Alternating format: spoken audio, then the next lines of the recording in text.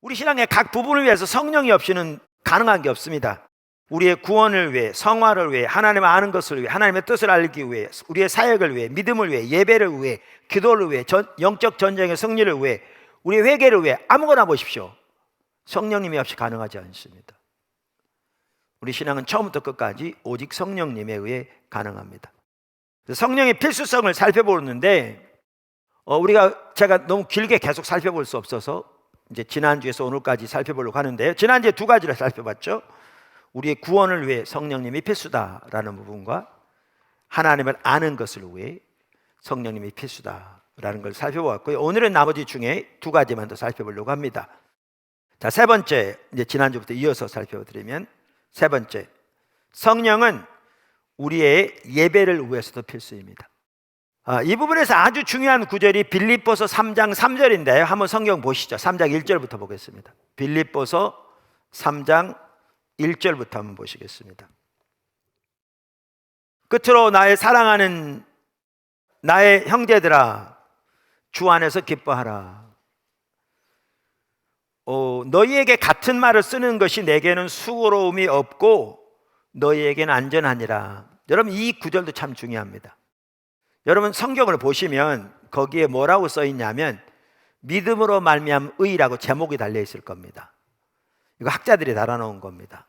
원문에는 없는데 지금 빌립보 3장이 그것에 대해서 말하고 있는 장입니다. 그래서 뭐 이렇게 표어는 좀 다를지 모르지만 여러분 영어 성경을 가지고 있건 뭐 독일어 성경을 가지고 있건 우리말 성경을 가지고 있건 그런 제목이 거기 써 있을 겁니다. 자, 그러면 믿음으로 말미암은 의를 말하면서, 그리고 조금 이따 보시면 우리 신앙의 본질인 예수님을 알기 위해 달려가는 삶을 말하고 있습니다. 둘이 분리되지 않거든요. 말하면서 뭐부터 시작한 줄 아세요? 주 안에서 기뻐하라부터 시작합니다. 이게 아주 중요합니다. 또한 그러니까 주 안에서 기뻐하라는 말은 주님으로 인하여 기뻐하라는 말입니다. 물론 이게 예배이기도 하고요. 데살로니가전서 5장 18절부터인가요? 항상 기뻐하라, 쉬지 말고 기도하라, 범사에 감사하라. 뭐 순서는 바뀌더라도 큰 의미가 없으니까 이 세 가지를 말하고 난 다음에 이는 그리스도 안에서 너희를 향하신 하나님의 뜻이니라 그랬잖아요. 하나님의 모든 명령은 하나님의 뜻입니다. 그런데 여기에 보면 하나님의 뜻이라고 구체적으로 언급되어 있습니다. 그만큼 강조하고 있는 거죠. 강조하고 있는 거죠. 근데 거기서도 항상 기뻐하는 것도요, 우리의 기쁨의 요인이 세상의 외부적인 것에 있으면 절대로 항상 기뻐할 수 없습니다. 범사에 감사하라, 범사도 모든 일에 감사하라는 얘기인데 절대 모든 일에 감사할 수 없습니다. 근데 우리의 기뻐하는 요인이, 감사하는 요인이 예수 그리스도 안에 있으면 우리는 그렇게 할 수 있습니다. 자, 1절 그렇게 말하고 난 다음에 2절에 이렇게 말합니다. 2절에 빌립보 3장 2절에 개들을 삼가고 행악하는 자들을 삼가고 몸을 상해하는 일을 삼가라. 그러니까 이 구절에 대해서는 제가 여러 번 설교했습니다. 보도나무교회 어느 정도만 나오신 분들은 귀가 따갑게 들으셨겠죠. 아주 중요한 구절입니다. 그런데 간단히 설명하면 이 구절은 사도 바울이 그 당시 예수님을 믿는 믿음만 가지고는 부족하고 예수를 믿는 믿음에다 할례 등 유대인의 전통을 지켜야 한다. 그래야 진정으로 구원받을 수 있다. 진정한 하나님의 자녀가 된다. 라고 주장하는 사람들에 대해서 반박하는 그 구절입니다. 그러니까 초대교회 당시 사도 바울이 예수님을 정해서 오직 예수를 믿음으로 구원 얻는다. 그래서 오직 믿음이잖아요. 이 복음을 전했는데 바울이 간 곳마다 뒤따라서 거짓 사도들이 다니면서 거짓 복음을 전했습니다. 그 거짓 복음의 핵심이 뭐냐 하면 율법주의적, 유대주의적 복음입니다. 다시 말하면 예수를 믿는 믿음에다 추가로 할례를 받고 유대인의 전통을 지키는 것을 더해야 한다는 겁니다. 더해야 한다는 겁니다. 그래야 진정한 하나님의 자녀가 되고 진정한 구원을 받을 수 있다는 거죠. 그래서 그들은 여기 이제 중요한 부분이 할례였거든요. 그래서 예수를 믿는 믿음에다 추가로 할례를 받아야 참다운 하나님의 자녀가 된다고 그래서 그들은 자기들이 할례 받은 사람들이잖아요. 그래서 자기들은 할례당이라고 자부했습니다. 근데 문제는 이겁니다. 아무리 예수를 믿는 믿음을 강조해도 동시에 육체를 의지하는 것을 더하면 그건 전적으로 육체를 의지하는 것과 똑같습니다. 왜냐하면 그 사람들의 입장에서는 모든 사람들과 자기들을 구분하는 게 할례거든요. 아무리 예수를 믿는 믿음을 말해도 또 자기들을 궁극적으로 하나님 앞에 올바로 서도록 자기들에게 의를 제공해 주는 것이 뭐예요? 그게 할례잖아요. 결국 할례가 자기들과 모든 사람을 구분하는 거잖아요. 그러니까 궁극적으로 그들은 뭘 의지해서 하나님 앞에 서는 겁니까? 할례를 의지해서 서는 거죠. 그러니까 아무리 예수를 믿는다고 말할지 몰라도 부분적으로라도 육체를 의지하면 그건 전적으로 육체를 의지하는 것과 똑같습니다. 갈라디아서에 아주 잘 나와 있습니다. 그래서 사도 바울은 그들을 뭐라고 말합니까? 개들이라고 합니다. 향악하는 자들이라고. 왜? 자기 육체를 의지해서 하나님 앞에 서고자 하는 자들, 행함으로 말미암은 의를 의지하는 자들이거든요. 이들을 개들이라고 말하는 거죠. 행악하는 자들. 그게 2절입니다. 그럼 3절에 이렇게 말합니다. 이게 오늘 살펴보려고 하는 그 핵심적인 구절인 3절에 보면 이렇게 말하죠. 하나님의 성령으로 봉사하며 그래서 예수로 자랑하고 육체를 신뢰하지 않는 우리가 곧 할례파라. 자, 그들을 아까 말한 설명을 드렸습니다. 걔들 행악자들 그런 다음에 우리가 할례파라. 이 말은 무슨 말이에요? 우리가 참다운 성도라. 왜냐하면 그들이 주장하기를 자기들 할례 받았다고 해서 우리가 할례당으로서 하나님의 진정한 자녀다, 하나님의 정통적인 자녀다, 진정한 구원을 받는 사람이다 이렇게 주장하면서 그들을 할례파라고 그랬거든요.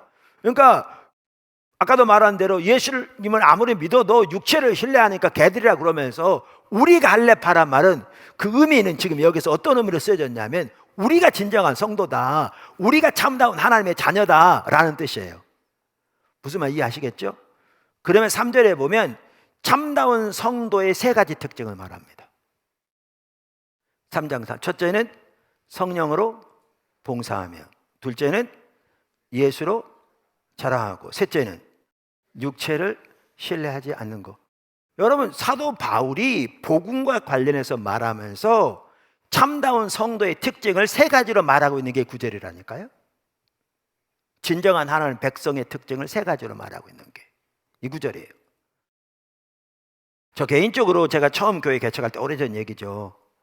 하나님께서 이런 신앙의 본질 십자가 복음을 집중적으로 이렇게 가르쳐 가시고 제가 여러 통로를 통해 배우고 기도하고 또 삶에 적용하면서 이렇게 배워갈 때에 그때 예배에 대해서 가르쳐 가기 시작하셨어요.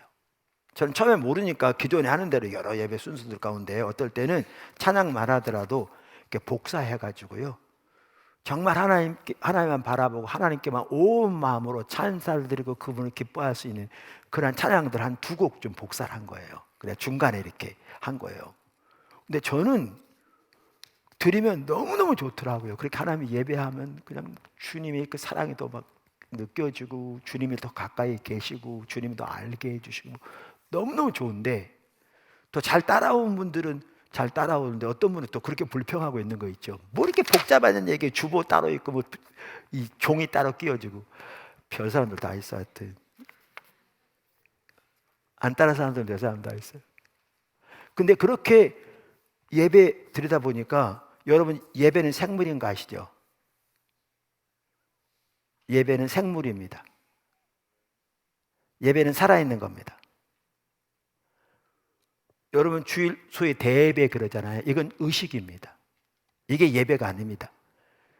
이 의식을 통해서 하나님을 예배하는 거죠. 예배는 정의 자체가 하나님께서 행하신 아름다운 일들에 하나님께 찬사를 드리고 하나님 그분으로 인하여 마음껏 기뻐하는 겁니다. 소요리 문답 1번이 그거잖아요. 인생의 목적이 하나님의 영원히 하고 그분을 영원히 즐거워하는 것이다. 그게 정확하게 예배의 정의입니다. 그러면 이것이 낮 예배든지 저녁 예배든 이건 예배 의식이고요. 우리는 이 예배 의식을 통해서 그 하나님을 예배하는 겁니다. 근데 제가 예배는 생물이란 말은 이 의식이 생물이라는 게 아니고 이 예배를 의식을 통해서 실제로 하나님을 예배하는 그 예배가 생물이라는 거예요. 생물이기 때문에 이 예배는 우리가 하나님과 관계에 따라서 자라날 수도 있고 퇴보할 수도 있습니다. 그러니까 우리가 아까도 말한 대로 아까 오늘 본문 아까 빌립보 3장 말하더라도 내 육체를 의지하는 것을 바울처럼 배설물로 여기고 주님을 알기 위해 달려가는 그 삶을 살기를 추구할 뿐만 아니라 예배를 통해서 그렇게 주님의 얼굴을 구하여 나와 주님께 찬사를 드리고 주님을 기뻐하는 예배를 드릴수록 우리의 예배는 자라날 겁니다. 주님과 관계 더 깊어질 거고요. 예배를 통해 주님을 더 깊이 만나게 될 거고요. 주님의 영광을 더 보게 될 거고요. 그러면 우리 예배는 더 잘하게 될 거고 주님께 대한 예배는 더 깊어질 거고 이게 될 겁니다. 그러니까 예배는 생물입니다.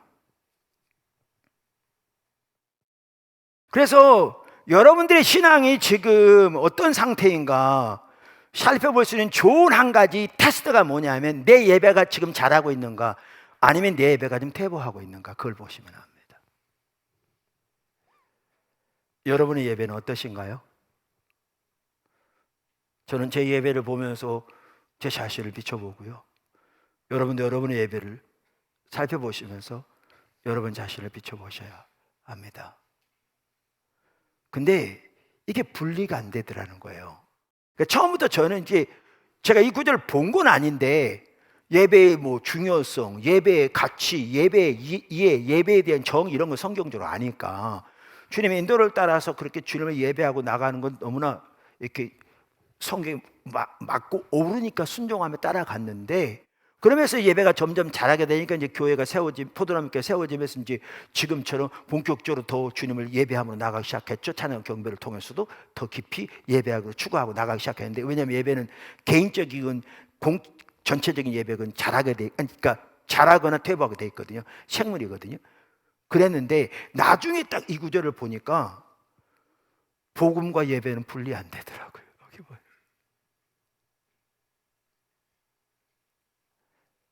양방향으로 이렇습니다. 아까 설명드린 대로 한편으로는 우리의 예배가 성령으로 드리는 참다운 예배가 되려면 뭐가 같이 가야 돼요? 오늘 여기 빌립보서 3장 3절에 말한 것처럼 자기 육체를 의지하는 것을 배설물로 여기고 오직 예수 그리스도로만 자랑하면서 주님을 알기를 추구하는 이 복음의 삶이 같이 가야 예배가 올바로 성령의 예배가 될 수 있습니다. 할렐루야. 같이 가요. 또 반대로 돌이켜서 이 반대로 보면 우리가 그렇게 주님만 의지해 서기 원하고 주님만 나의 그 의로움 거룩함 되기 원하고 주님을 알기를 추구하여 달려가잖아요. 요 삶을 사는데 반드시 같이 가야 할 요소가 뭐냐? 성령을 드린 참된 예배. 이게 같이 가야 오게 돼요. 이 둘이 분리가 안 돼요. 그래서 사도 바울이 참다운 성도의 특징을 말하면서 지금 이렇게 말하고 있는 겁니다. 참다운 성도의 특징을 말하면서 성령으로 봉사하며 성령으로 예배하며 예수 그리스도로 자라고 육체를 신뢰하지 않은 우리가 참다운 성도다. 그게 참다운 성도다. 그게 진정한 성도다. 그게 참 할례당이다. 이렇게 지금 말하고 있는 겁니다.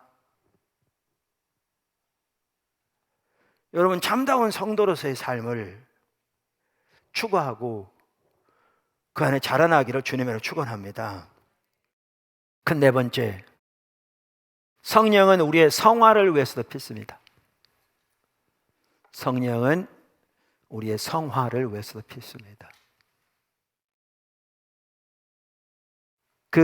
이 부분에 대해서 오늘 본문이 아주 잘 말해줍니다. 우선 본문 한번 먼저 읽으면 다시 한번 우리가 다 수건을 벗은 얼굴로 거울을 보는 것 같이 주의 영광을 보매 그와 같은 형상으로 변화하여 영광에서 영광에 이르니 곧 주의 영으로 말미암음이니라.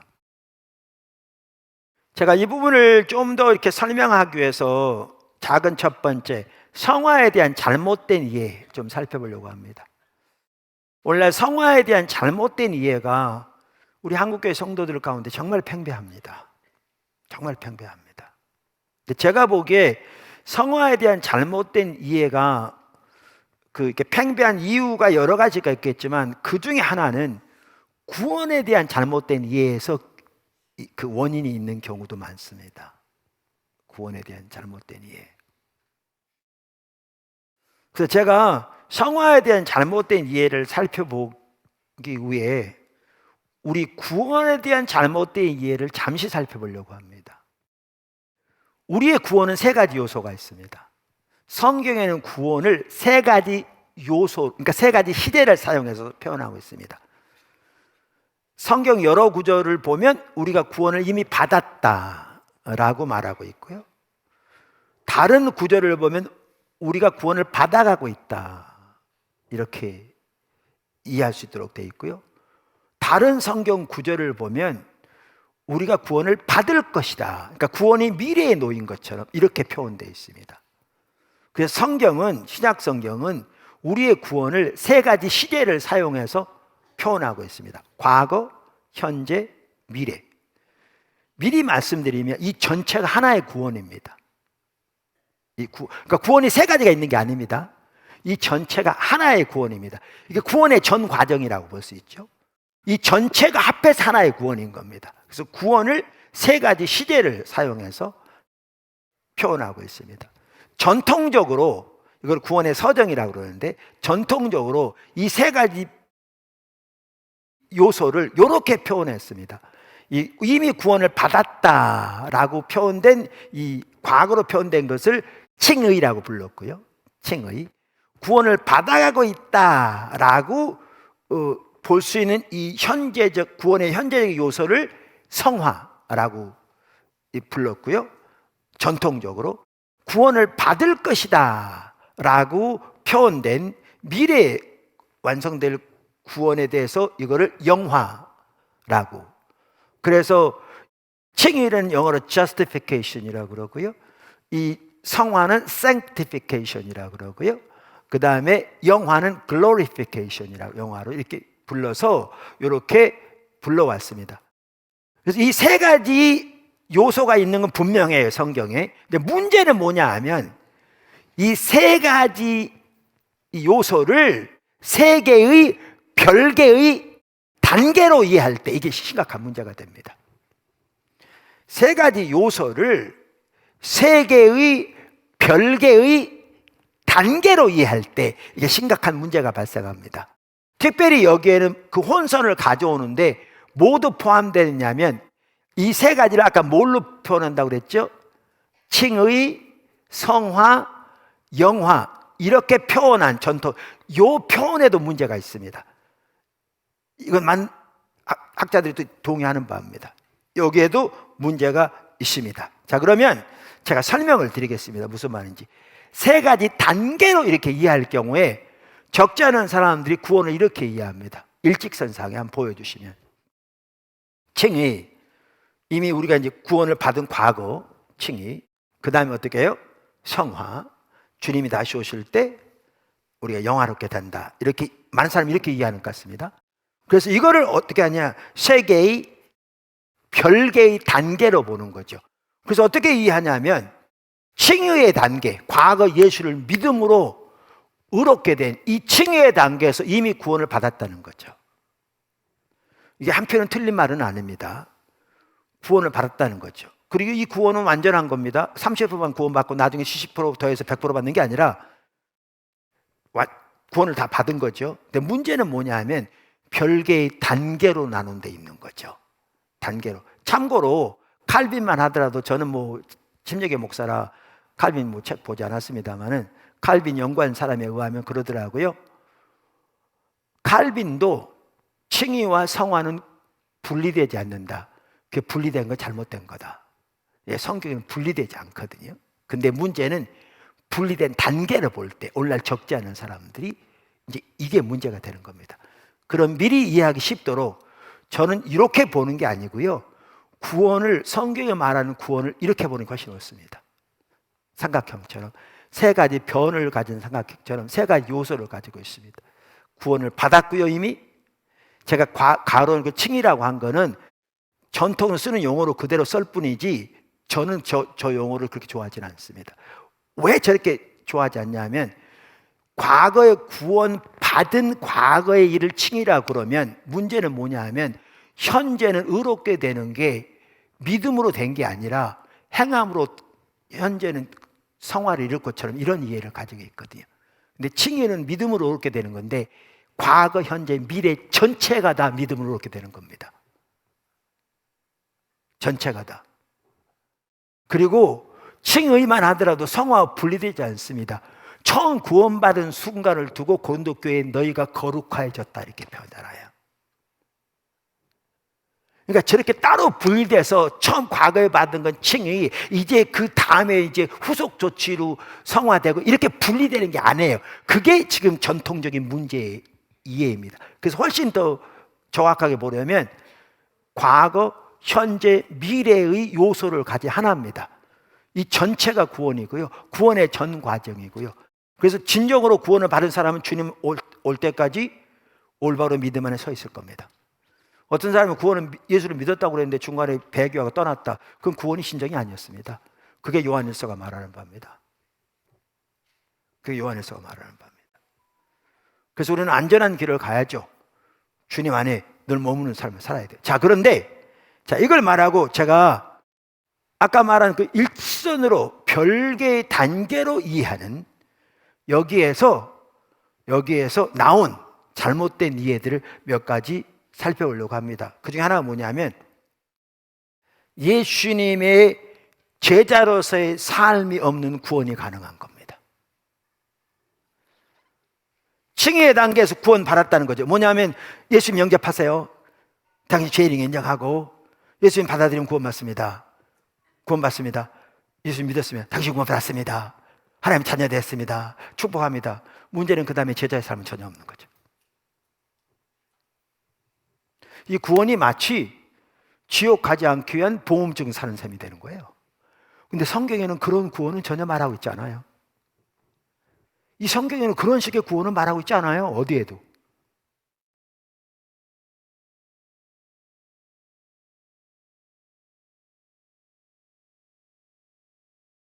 예수님 하더라도 모든 민족으로 제자를 삼으라고 그러면서 아버지와 아들과 성령의 이름으로 침례를 베풀고 예수님이 또 인도하고 내가 너희가 분부한 모든 것들을 가르쳐 지키게 하라. 그러니까 우리가 물론 다 자라나는 과정에 있죠. 완벽에 이르렀다는 얘기는 안 해요. 어디까지 이르렀지 오늘도 그대로 행하라고 성경이 말한 것처럼. 그런데 아까 저렇게 이걸 따로 분리해서 이해해버리면 칭의의 단계에서 온전한 구원을 받는다고 생각하니까 이제는 이게 뭐죠? 제자의 삶이 없는 구원이 가능해진 겁니다. 오늘날 너무나 많은 한국교회 성도들이 구원을 그렇게 이해하고 있습니다. 이렇게. 여기다가 이제 뭐가 더 문제냐 하면 이런 이해에다가 이제 이중 예정론, 어떤 사람들은 구원받도록 예정되었고 어떤 사람들은 구원받지 못하도록 예정되었다는 교리죠. 성도의 견인, 한 번 구원받으면 그 구원은 영원하다. 저도 성도 견인 믿습니다. 근데 문제는 이렇게 갖다 붙이니까 잘못 이해하니까 나 구원받았어. 하나님 날 택하셨어. 영원전에. 그래서 나는 지옥 갈 일은 없어. 그래서 거기서 끝난 거죠. 제자의 삶은 없는 거죠.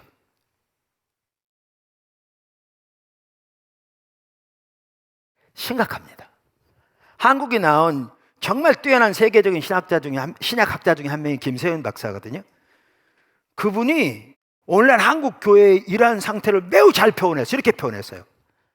한국 교회에서 흔히 듣는 복음은 우리는 은혜로 믿음으로 이미 의인이라 칭함을 받았고 그것은 최후의 심판 때 확인되게 되어 있다. 그러니 그냥 믿음 구원의 확신을 가지고 살면 된다. 가로 열고 이것은 보통 그러니 아무렇게나 살아도 된다는 결론을 함축한다. 가로 닫고입니다. 근데 이게 무엇입니까? 구원파적 복음 아닙니까? 구원파는 이것을 자기들의 신학적인 확신으로 솔직히 말하는 모양입니다. 그런데 구원파를 이단이라고 하면서 대다수의 한국교회도 사실상 이런 복음을 선포하고 있습니다. 암암리에 구원파적 복음을 선포하는 것입니다. 그는 계속해서 이렇게 말합니다. 그런데 어떤 사람들은 이러한 구원파적 칭의론을 예정론과 성도의 견인론으로 뒷받침하기까지 하여 우리가 의인으로 이미 칭함을 받았다. 그런데 하나님이 태초부터 나를 구원으로 예정하셔서 의인이라 이미 칭하셨어. 그러니까 종말에 최후의 심판 때까지 나를 지켜주신다. 가로 열고 이것이 성도의 견인론입니다. 가로 닫고. 그러므로 나는 이제 아무렇게나 살아도 나의 구원은 확실하다 라고 설명합니다. 이렇게 되면 윤리가 나올 리 없습니다. 그래서 오늘날 윤리와 구분된 신앙, 가로 열고 구원의 확신을 가르치고 믿는 한국교회의 비극을 낳게 된 것입니다. 그러면서 이것이 대다수 한국 목사들이 가르치는 왜곡된 칭의론, 성화와 분리된 칭의론, 의로운 삶을 낳기는커녕 도리어 방해하는 칭의론입니다. 이것이 전통적인 신학의 구원의 서정, 틀의 한계입니다. 아까 저 틀 한계. 이렇게 잘못 이해하면 또 문제가 뭔지 아십니까? 구원과 신앙생활을 분리시켜요. 아까 올바로 보면 우리의 구원은 구원을 받았다, 받아가고 있다, 받을 것이다. 이게 전체가 구원입니다. 구원의 전 과정이에요. 저게 구원의 전 과정. 그래서 우리 구원을 받았고, 예, 구원은 완전합니다. 맞습니다. 맞고요. 온전한 구원을 받은 사람은 분명히 그날까지 성도의 견인, 주님이 지키시고 보호하실 겁니다. 다 맞는 얘기니까 저도 성도의 견인을 믿는다니까요. 그리고 주님이 오늘날 우리를 빚어가시죠. 주님의 형상으로. 그래서 이 전체가 우리의 구원이고, 이 전체가 오직 믿음, 오직 십자가, 오직 은혜, 오직 성령의 삶의 말씀을 토대로, 그리고 주님과 동행하면서 주님이 우리를 빚어가시고 주의 목적에, 그래서 아까 십자가 복음의 삶을 말씀, 이게 성경에 많은 우리 신앙이에요. 우리 구원이에요. 전체가. 그래서 우리 신앙과 구원은 같은 거예요. 전체가. 그래서 요한일서만 하더라도 우리의 구원 한마디로 하나님께 사귐이라고 표현했고, 그게 한마디로 우리 신앙이 하나님께 사귐이고 우리의 구원이 하나님께 사귐이에요. 그게 그 십자가 복음의 삶이 성경이 말하는 우리 신앙이에요. 그게. 그런데 아까 저렇게 구원을 별도의 단계로 이해해버리면 구원과 신앙생활에 분리되는 거예요. 구원은 아까 믿음으로 칭의의 단계에서 받았다고 생각하고 이제 신앙생활을 한다고 생각하는 건데, 이 신앙생활을 아까도 말한 대로 몇 가지 종교적인 의식하고 그건 복과 연결시키고 막 이렇게 돼버리는 거예요. 그래서 칭의하면 첫 번째 단계에만 칭의. 그래서 믿음으로 말미암아 의를 말하면요, 적지 않은 성도들이 나 이미 그거 믿음으로, 예수를 믿음으로 구원받았다고 생각해. 오늘날 더 이상 이미 다 통과된. 그러면서 오늘날은 온갖 자신의 육신적인 노력으로 하나님 앞에 서려고자 해요. 예배도 성화도 모든 면에, 사역도 완전히 앞으로 가버렸어요. 이게 칭의에 대한, 죄송합니다, 성화에 대한 왜곡된 이해가 나오는, 구원을 왜곡되게 이해하는 부분 중에 한 부분입니다. 그러면 작은 두 번째, 성화에 대한 올바른 이해. 성경에 말하는 성화는 뭐냐? 오늘 본문이 잘 말해진다니까요. 그러면 오늘 본문을 보면 이렇습니다. 아까 읽었었는데, 우리가 그와 같은 형상으로 변화해. 여기에 그는 예수님이거든요. 우리의 성화는 뭐냐 하면요, 예수님의 형상으로 변화되는 게 성화입니다. 그 다음에 작은 두 번째, 이 성화는 누구의 일입니까? 우리의 일입니까? 아니요.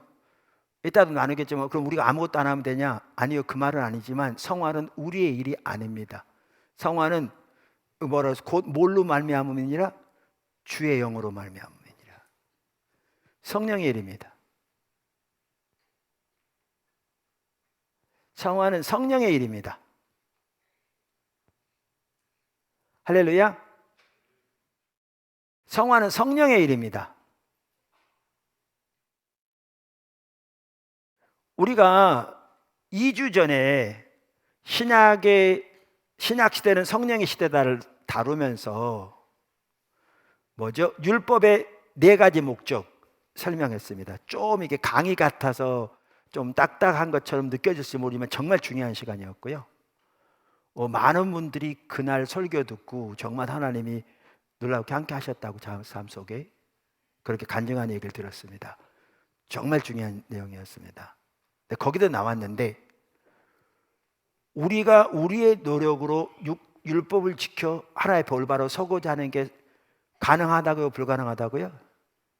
불가능하다고요. 율법의 문제입니까? No. 율법은 하나님의 말씀으로 거룩하고 의롭다고요. 그럼 뭐가 문제입니까? 우리의 육신이 죄 아래 팔려 연약하여 우리 자신의 힘으로 하나님이 기뻐하신 율법을 지켜 그분이 원하신 자를 설 능력이 우리에게 없다. 그래서 성경은 너무너무 중요한 구절, 지난번에 살펴본 구절이 뭐냐? 그게 로마서 8장, 사도 바울의 서신서의 꽃이라고 하는 걸 로마서라고, 로마서의 꽃을 로마서 8장이라고 하는데, 그 로마서 8장 3절 4절에 이렇게 말하죠. 로마서 8장 3절 4절에 지난주에 읽었었어요. 아주 중요한 구절이죠. 율법이 육신으로 말미암아 연약하여 할 수 없는 그것을, 율법이 할 수 없어요. 이미 살펴봤지 이거는. 근데 누가 그것을 하신다고요? 하나님이 하신다고요. 주어가 누구의 주어가? 하나님. 그러니까 율법이 할 수 없는 것을 누가 한다고요? 하나님. 율법이 왜 못하느냐? 우리의 육신의 약함 때문에 우리가 못한다는 거죠. 그러니까 다른 말하면 우리가 할 수 없는 것을, 그 말인 거죠. 이 내용은 누가 하신다? 하나님이 하신다.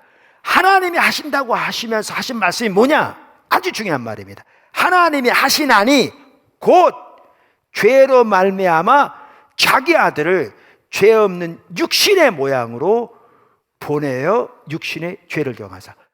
자, 우리의 육신의 연약함을 할 수 없는 그것을 하나님이 하시는데, 하나님이 하신 핵심적인 일이 뭡니까? 십자가.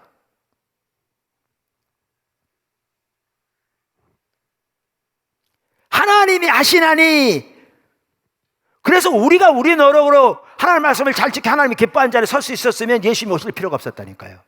너 잘해보라 그랬지.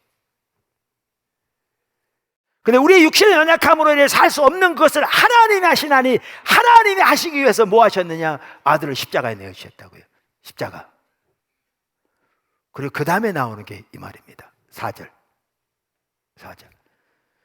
육신을 따르지 않고 그 영, 성령을 따라 행하는 우리에게 율법의 요구가 이루어지게 하려 하심이니라. 그러니까 율법이 연약하여, 육신이 연약하여 율법이 할 수 없는 것을 하나님이 하시는데, 하나님이 예수님을 십자가에 내어 주사 우리를 위한 율법의 요구가 이루어지게 하셨는데, 그래서 구원받은 하나님의 백성들의 특징을 지금 로마서 8장 4절은 한마디로 뭐라고 표현하고 있습니까? 나중에 또 볼 텐데, 구원받은 하나님 백성의 특징을 단 한마디로 뭐라고 표현하고 있냐고요? 4절에 육신을 따르지 않고 성령을 따라 행하는 우리에게, 성령을 따라 행하는 우리에게. 우리가 지난주에 살펴본 고린도전서, 지난주에 그때 지난주죠. 그 살펴본 고린도전서, 신약은 성령의 시대 말하면서 1장 21절, 우리를 너희와 함께 그리스도 안에서 굳건하게 하시고, 그러니까 하시는 분이 누구냐? 하시는 분이 하나님이시니, 그 말이죠. 아까 하나님이 하시나니, 이 경우도 우리를 그리스도 안에 세우신 분이 하나님이시니, 그러면서 여기는 뭐라고 말하면, 아까는 하나님의 아들을 십자가에 내어주셨다고 말하고, 여기서는 하나님이 하시나니 우리 안에 성령이셨다고 말하는 거죠. 하나님이시니 그가 또한 우리에게 인치시고 보증으로 우리 마음에 성령을 주셨느니라. 그래서 우리가 십자가와 성령 컨퍼런스인데요, 이 간단한 얘기지만 알 사람은 다 알아요. 신학 성경, 신앙 전체를 딱 두 마디로 요약해 놓은 게 십자가와 성령입니다. 그래서 갈라서 5장 16절에도 내가 이르노니 너희는 성령을 따라 행하라. 그리하면 육체의 욕심을 이루지 아니하리라. 그래서 여기 보시면 성화는 예수님의 형상으로 변화되는 건데요. 변화되는 건데 이 일은 성령의 일입니다. 하나님의 일입니다. 하나님이 십자가와 성령을 통해 하시는 일입니다. 그 다음에 여기 작은 세 번째 중요한 게 뭐냐면 우리는 언제 그런 변화되느냐? 주님의 영광을 보는 만큼 변화됩니다. 이게 관건입니다. 주님의 영광을 보는 만큼 변화됩니다. 여기 고린도후서 3장 18절은 보면 다시 한번 보십시오. 우리가 수건을 다 벗은 얼굴로, 이게 뭔 말이냐면요, 여러분 3장 위에서부터 보시면 구약과 대조하고 있습니다. 구약에는 모세가 하나님 영광 가운데 오래 머물러 있었더니 그 얼굴에 하나님 영광이 이렇게 광채가 함께 사람들이 두려워했잖아요. 그랬더니 이게 수건으로 가렸어요, 얼굴을. 그랬는데 이 영광은 점점 사라졌잖아요. 그리고 그 영광은 가려져 있었잖아요. 그래서 구약에는 지성소가 가려져 있었거든요. 그러니까 구약에는 하나님의 영광이 가려져 있었고 모세의 얼굴에 있는 하나님의 영광은 점점 사라지는 것이었어요. 이거를 지금 신약과 대조하고 있는 겁니다. 예수님이 십자가 돌아가실 때 지성소 앞에 있는 휘장이 다 갈라졌잖아요. 하나님의 영광의 보좌가 오픈됐잖아요. 그런 것처럼 신약 시대에는 수건을 벗은 얼굴로 예수님이 십자가로 인해서 하나님의 영광의 보좌 앞에 우리 모두가 다 나가게 되었다 그 말이죠. 이 말은 그 뜻이에요. 위에서부터 보시면 다 나갈 수 있게 됐다. 모두가. 그러면서 뭐라고 그러냐면 거울을 보는 것 같이, 아까도 잠시 말씀드린 대로 이 땅에 사는 동안 하나님의 영광을 보되 얼굴과 얼굴을 대해 볼 수 없어요. 못 살아나요. 그래서 거울을 보는, 그때는 구리 같은 걸 닦아서 보는 거니까 희미하게 보나. 근데 이거예요. 주의 영광을 보며 어떻게 한다고요? 주의 형상으로 변화된다. 성화의 핵심은 주의 형상으로 변화되는 건데요, 하나님의 일이고 성령의 일인데 우리가 언제 변하느냐? 주의 영광을 보는 만큼 변화돼요. 다시 말합니다. 주의 영광을 보는 만큼 변화됩니다. 주의 영광을 보는 만큼 변화된다니까요.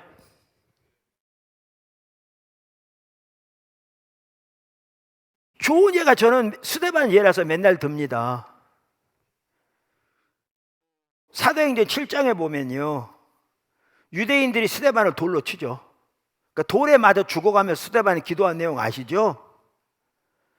7장 59절에 이렇게 나와요. 그들이 돌로 스데반을 치니 스데반이 부르짖어 이르되 주 예수여 내 영혼을 받으시옵소서 하고, 60절은 무릎을 꿇고 크게 불러 이르되 주여 이 죄를 저들에게 돌리지 마옵소서, 이 말을 하고 자니라. 그러니까 주님 곁에 갔다는 거죠. 스데반은 죽는 순간에도 딱 예수님처럼 했잖아요. 그럼 어떻게 스데반이 이 일을 할 수 있었냐는 거죠. 보통 때도 스데반은 자기는 죽는 순간에도 예수님 닮으려고 결심하고 노력했기 때문에? 아니요. 그 비결이 어디 있느냐? 바로 윗절에 있어요. 55절에 스데반이 성령 충만하여, 이것 핵심이 성령 충만입니다. 하나님의 임재, 하나님의 임재. 성령 충만하여 하늘을 우러러 주목하여 하나님의 영광과 예수께서 하나님 우편에 서신 것을 보고, 하나님의 아들, 죄 없는 하나님의 아들이 이 땅에 오셔서 우리를 위해 십자가에 돌아가셨는데 자기를 십자가 못 박는 그들까지도 위에서 용서하시고 기도하시고 하나님 뜻을 이루시고 돌아가시고 부활하셔서 승천하셔서 하나님 보좌 우편에 자신을 바라보시며 기다리고 서 계신 모습을, 영광을 보았을 때 그는 기꺼이 이렇게 그를 돌로 치는 자들을 용서하는 게 어렵지 않았어요. 우리는 주의 영광을 보는 만큼 변화됩니다.